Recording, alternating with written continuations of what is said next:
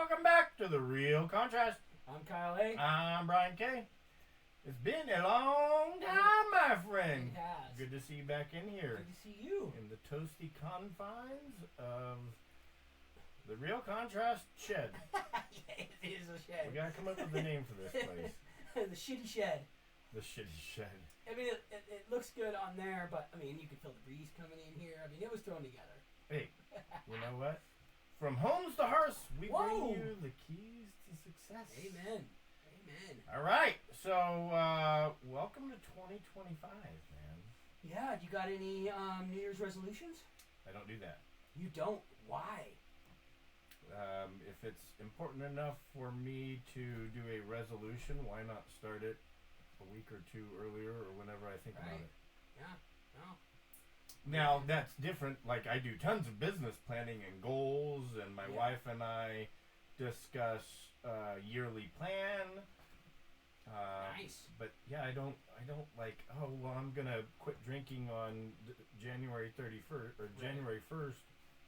Like, if I'm deciding that on the December 15th, why not stop drinking then? Yeah. Or I'm going to start, like, that's the worst one. the thing that gets me the most, and I hope that this isn't you, but is, I'm going to start working out on the 1st of January. Yeah. And it's like, my God, we all need to be working out more, and I did not, but we all need to be working out more before we inhale 42 plates of cookies. Oh, dude. Oh, I'm with you. I'm with you. And afterwards. Right. What about you? What are your New Year's resolutions? I actually don't make New Year's resolutions either. What? I know. I hardly ever make any resolutions. You know? All right. But, actually, I shouldn't say that. I should say I'm always trying to make resolutions. I just haven't figured out the ones that I stick with. Okay. You know? Nope. But it's never a New Year's thing. Okay. It's like, hey, I want to do this. And then, a lot of times for me, I'll get halfway there and something will knock me off my high horse. And it's not the something, it's me.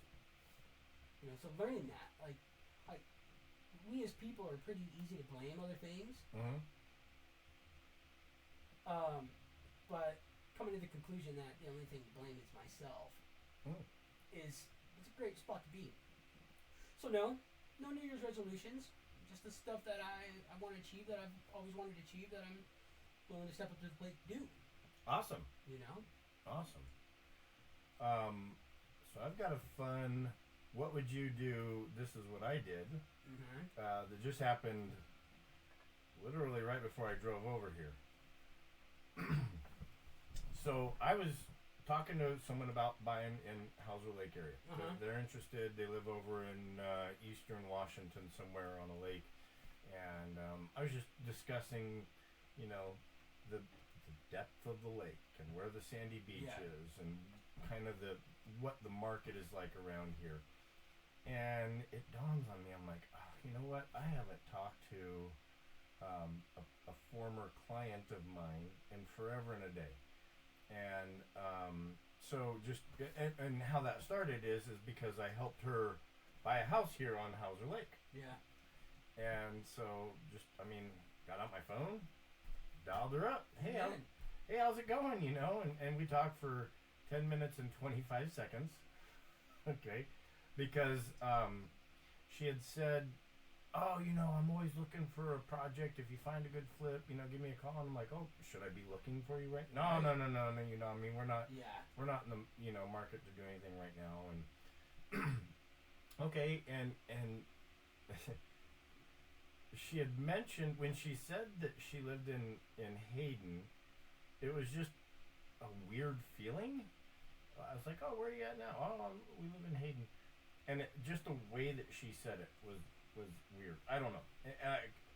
Looking back, I kind of understand why now. But anyway, so she hung up, and for some reason, I'm just like, And her name is popular amongst a ethnicity group. Her last name is. Yeah. But her and her husband's name. So I open up title search real quick, and there's 2 properties with their names on it. I'm like, oh, that's weird. I wonder when she bought, because now I'm just kind of curious, like, oh, I wonder. And so I pop open the MLS, And the first address I plunk in, she just sold. No, excuse me. She just bought 4 months ago. Yeah. And I'm like, you'd think that something like that would come up. Whatever.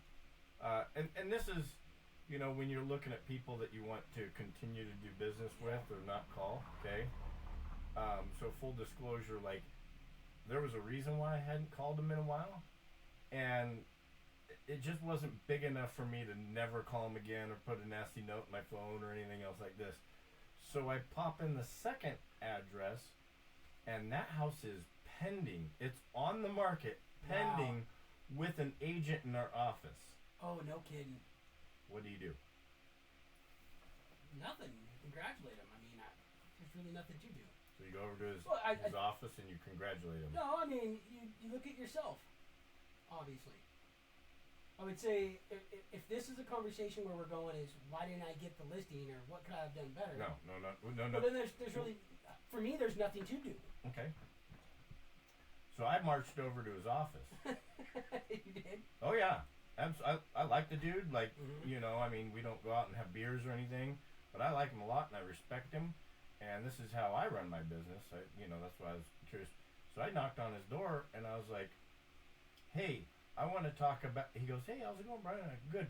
"Hey, I want to talk about so and so and so and so." And you see his eyes just like, interesting. Go ahead. Right. And I just laid out the same story that I just told you, names included. And I was like, so I get on the MLS and they're your client. You're under contract. And he goes, "Yep." I go, "Okay, well that's it. I just wanted to let you know." Because here's the thing. Here's what I don't want in my community and when I'm dealing with other agents. I don't want somehow that conversation that I had with that person to pop up, and then he's wondering why I'm talking to his selling client. Yeah, I got you. While he's working with them. Yeah. And so I absolutely marched right over. I was like, dude, I had a 10-minute, 25-second conversation with them, like literally just hung up. I popped it up, saw you were, and he goes, "Dude, I am so relieved. Like, we're dealing with some things right now on it." And that was it. I just was like, cool. Yeah. Well, I super respect you. I respect everybody in this office. I would have done the same thing for you. Most agents, if I would have found that out, I'd have given them a call or marched over to their office and said, "I just talked to a client of yours on accident. Yeah. I did not. I had no idea." I understand where you're coming from there. I understand where you're coming from. So my mind took it a whole different way. Where did I mess up, not staying in contact or whatever to retain that business? Yeah. No, I know. So this particular person, the way that I met them, they called me because I listed a property. And they told me that they only work with listing agents. Okay? So over the course of the last 4 years that I've known them, so I helped them buy a place. Gotcha. When they went to sell that, they used another agent. Why? Because they used that agent to buy whatever listing that. So they sold that. Now, ironically, I worked with the buyer who bought that place from them. So right after, I called them and said, "Hey, congratulations on the closing of your sale." I think I even sent them a card. And what I saw was the agent in my office double-ended that first deal that they bought. Right. So I don't have any. Oh my gosh, I missed out on No, this. gotcha. I 100%, well, 98% think that they contacted that agent, said, "Kick me a deal if you represent both sides," and that's a whole nother ball of wax. Well, I'm just kind of curious of what kind of deal would. I mean, where's the benefit for the clients? I can tell you where there's disadvantages. Oh yeah. But the perceived benefit is that the buyer gets the house for less overall commission, which means they pay less. Okay, so if I am representing a seller, and in the contract, I'm getting 10 apples as a commission to sell the house. Yeah. Of which 5 of those apples I'm sharing with buyer's agents for bringing a buyer. Right. If the buyer calls me directly, then instead of asking the seller for 10 apples, I'll ask the seller for 7.5, which means that the buyers have to pay less to give the seller the same net amount. Is that fair? Yeah, fair enough. So that's what the perceived advantage Right. is in that case. What's the disadvantage to doing that? Well, you have representation, but you don't have anybody advocating. Bingo. That's where he draws the line. We've talked about double siding a lot on this. Yeah. Well, I mean, and ultimately, you become a neutral party. Yeah. So now, and I'll tell you, I think I've kept all of the anonymity. When I worked with that seller, when I've worked with a seller and a buyer in the past, and we had multiple offers, as the selling agent, I was actually given the permission to share what the other offers were with the buyer's agents. Okay? Gotcha. So I can, in that juncture in time, go and tell the other agents what those amounts are. Then the buyers are writing bump clauses or counter offers higher. Hey, this is, and so as that's coming in, now if I'm representing the buyer right, I have to share the same information with everybody. But when it got down to 2 offers, there was no way that I was going to share with my buyers what the other offer was, because that becomes, I mean, if we're ever showing up in a court of law, and my buyers are writing second to theirs, I just didn't even open the email. Yeah. And in a different scenario, maybe I'd been pushing a little bit more. Maybe the seller agent could have sent that to me, which, we were given that, but I just told the personal representative, no, I'm not going to put myself in that position. No way, no how. Mm-mm. Amen, brother. Yeah, and there's a lot of, and that was a conversation that I had with an agent in our office this morning about double ending, and he says, ethically you can't do it. You can do it. The problem is that you lose the avocation piece. Yeah. Now here's what he said. Okay, so put yourself in this position. You want a double-ended deal. You're listing your brother's house. Right. Or a close family member of your best friend, whatever. You're listing someone who is like family. Super close to you. Right. And now someone calls you on a sign, and you're going to tell, for whatever reason, somehow you end up in court afterwards. Okay? You're going to tell the judge that, no, I chose not to advocate on my best friend or my brother's behalf in this situation. No. No judge is going to believe you, no jury is going to believe you, and that's going to be ultra hard for you to remove yourself from that. At that juncture in time, I would bypass a double end. But if it's clients and they understand what's going on, good.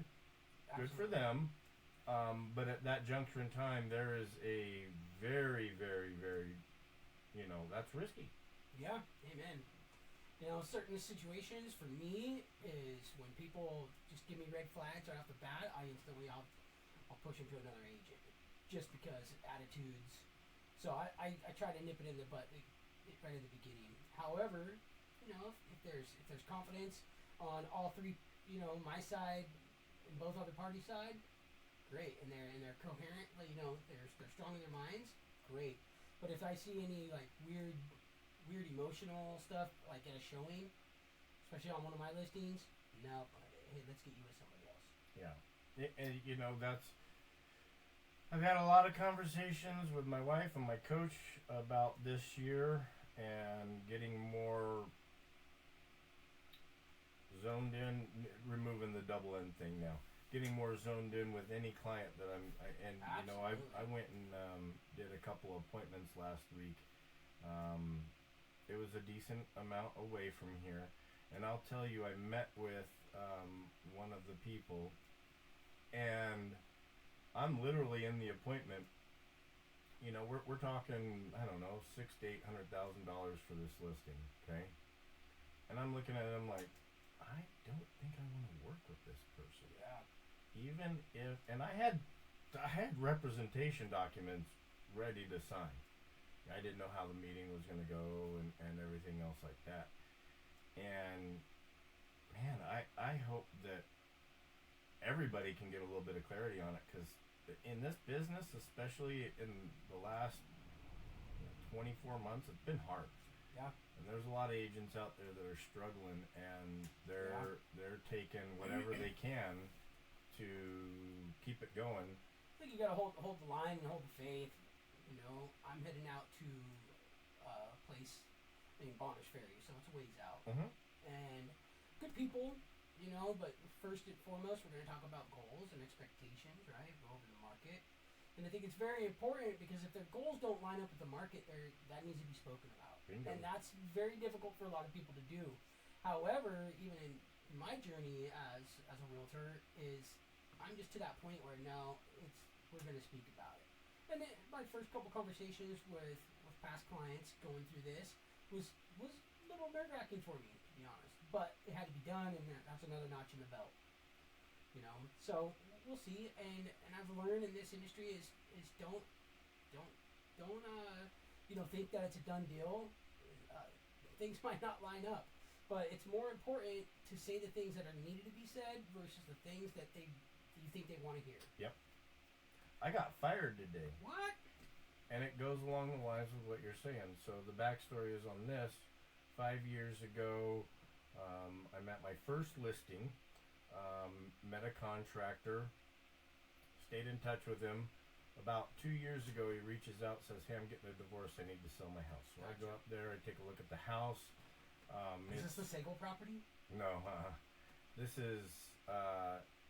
It's over in Shoshone. Oh, okay.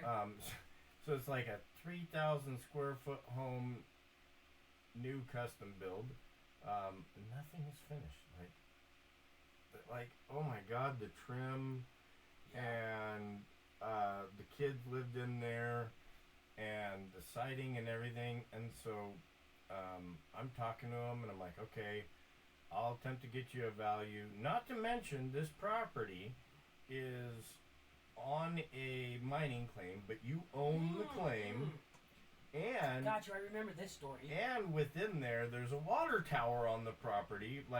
So hard. This is the one where you had the appraisal came out different, right? No appraisal. Did you have to separate the parcels or something like that?